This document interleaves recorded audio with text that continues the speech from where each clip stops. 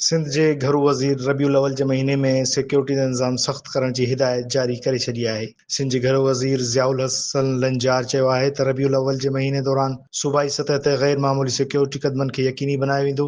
ज़ियाउल हसन लंजार चयो त नात जूं महफ़िलूं, इज्तिमा ऐं जलूसनि जे लाइ पुलिस, रेंजर्स, डिस्ट्रिक्ट ऐं ज़ोन्स जी सतह ते गैर मामूली सिक्योरिटी क़दम खंया वेंदा। इन हवाले सां आलिम सगोरनि, मशहूर सियासी मज़हबी शख़्सियतनि खे बाक़ाइदा एतमाद में वरितो वेंदो। हिन चयो त कंटीजेंसी प्लान ते अमल दरामद ऐं बैनुल मसालिक हम आहंगी खे हथी ॾियण जे लाइ समूरा क़दम खंया वेंदा। 12 रबीउल अव्वल जे जलूसनि जे इज्तिमा गाहनि, गुज़रगाहनि समेत ॿियनि अहम हंधनि ते टेक्निकल स्वीपिंग ऐं क्लीयरेंस खे 24 कलाक अॻु मुकमल कयो वेंदो। सिंध जे घरू वज़ीर चयो त जलूसनि जे गुज़रगाहनि, इज्तिमानि गाहनि ते बम डिस्पोजल स्क्वाड जी मौजूदगी सां गॾोगॾु पुलिस एहलकारनि खे बि ख़ुसूसी ज़िम्मेवारियूं ॾिनियूं वेंदियूं। सेंट्रल पुलिस ऑफिस में क़ाइम कमांड एंड कंट्रोल सेंटर समेत ॿियनि वायरलेस कंट्रोल रूम्स मां समूरियूं रेंजर्स, डिस्ट्रिक्ट ऐं ज़ोन्स मुस्तक़बिल राब्तनि जे क़दमनि खे यकीनी बणाईंदियूं। ज़ियाउल हसन लंजार वधीक चयो त जलूसनि जे रस्ते ते पार्किंग जी पाबंदी हूंदी, गाॾियूं मख़सूस हंधनि ते बीहारियूं वेंदियूं, सिविल कपिड़नि में सिक्योरिटी एहलकार निगरानी ते मुक़रर कया वेंदा। असां हिकु भेरो ॿीहर ॿुधाईंदा हलूं त